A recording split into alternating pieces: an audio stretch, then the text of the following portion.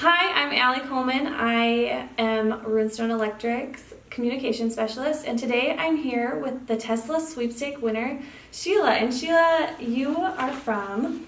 I live near Miltona. Great.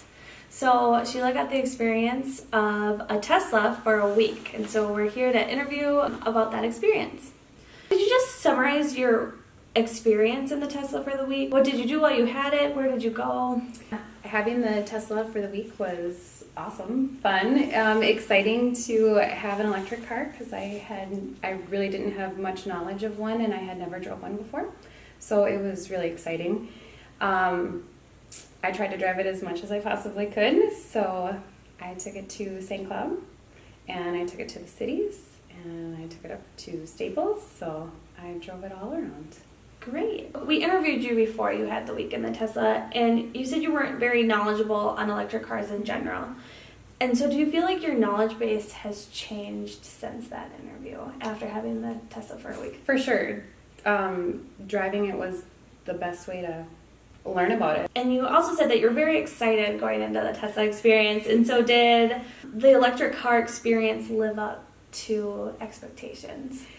It was super fun, and it really, made you think about if an electric car would be something that, would fit into your lifestyle or not. So we thought about that a lot. I think what I was expecting out of an electric car, yes, it did. You had also said that, charging was a concern for you. Was it as much of a challenge as you thought?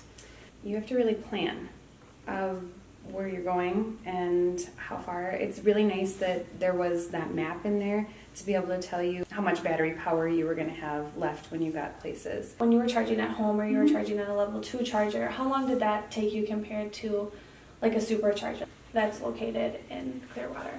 The charging at home, I would charge when I'd get home from work, so that wasn't a problem because it was just going to be charging overnight. But I don't know the exact amount, but I know it was hours to get, just a little bit, where at the supercharger, I think I was down to, 30 or 40%, and it was 40 minutes or less to have it charged, ready to go. So, that makes a huge difference, especially if you are on a schedule and you need to be somewhere at a certain time. Right. But, the overnight charging at home, where it would be a little more day-to-day, you could plan it out better. It would also be, of course, easier if there were more chargers available, to where I work and things like that. When you went and charged at public places, did that cost you anything? No, and the only places that I ever charged public was at the supercharger in Clearwater, and then at the hotel I stayed at in the cities, they I didn't have to because it was valet, but they took the car and they plugged it in for me, and there was no extra charges or anything like that from the hotel, so I never had to pay any time to charge it in public. Did it change your day-to-day routine at all? Day-to-day, it didn't. And that's what you had kind of said. Yep. How did your family like it? Did your kids have comments on it? Oh, they loved it. they thought it was awesome. They were just by the way it looked and all the big screen in the inside, and of course because the car's name was Captain America, they thought that was amazing. But they really enjoyed having the car, and they thought it was really neat and thought it was crazy that it had to be plugged in. Right. So, but they really liked it. They really enjoyed it. And, my husband was really knowledgeable in, electric cars and electricity, and just, so he thought it was amazing. Fun. Good. How compatible was it with the current technology that you're using every day, like your phone or computer or? Oh, it was super, super easy. And, you have apps to tell you where charging stations are. You can sync up your phone with it, so everything is right there. It was relatively really easy to figure out and easy to drive. Right. Once you knew that everything was just in that big screen, it was easy. Did you have a hard time doing that transfer from one vehicle to the next? Was that a challenge, or was it pretty similar? Similar enough, you know. Similar enough once I figured out the different modes of the car after it has those 3 different modes that you can drive in. And once you could get it into the chill mode, that's a lot similar to driving your own car and the way it creeps. Because if you just leave it on the sport or the insane mode, when you let your foot off the pedal, it just wants to stop, and that's a really different feeling and a hard feeling, different from driving your car. Because I stopped way back to go to a stop sign, and I wasn't even to the stop sign when the car stopped, because it stops just like that. It's crazy.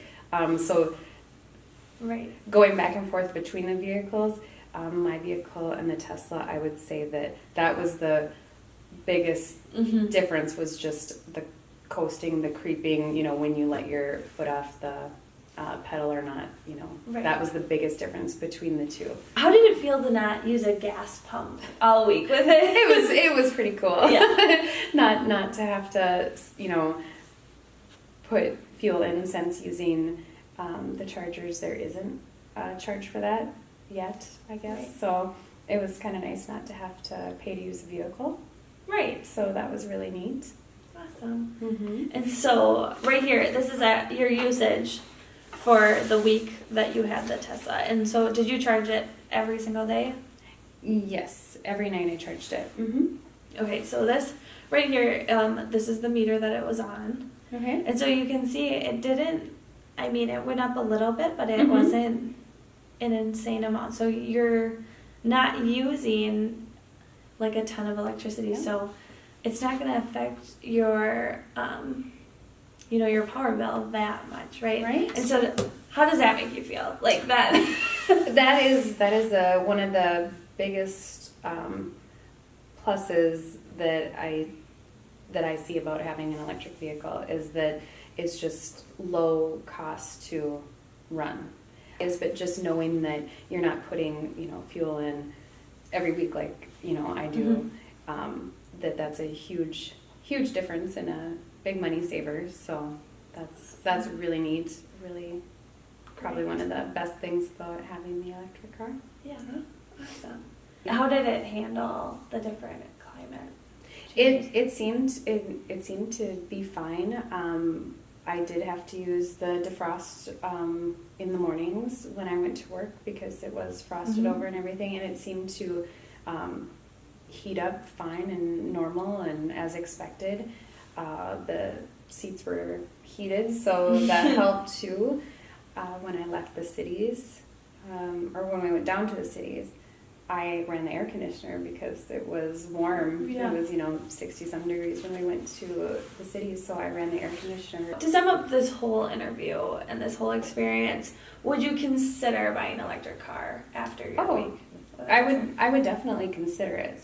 I wouldn't be all in of only owning electric vehicles, but I would definitely consider it. I mean, it was easy, and when you're using it, in your just normal day-to-day life, it has no problem just fitting in and working in, because you have enough charge. And I live a half hour out of town, so it wasn't like I make short trips, and I drive 50 miles round trip to work and back, and it didn't affect my day-to-day activities, because I could plug it in at night and it would be ready to go in the morning. Right.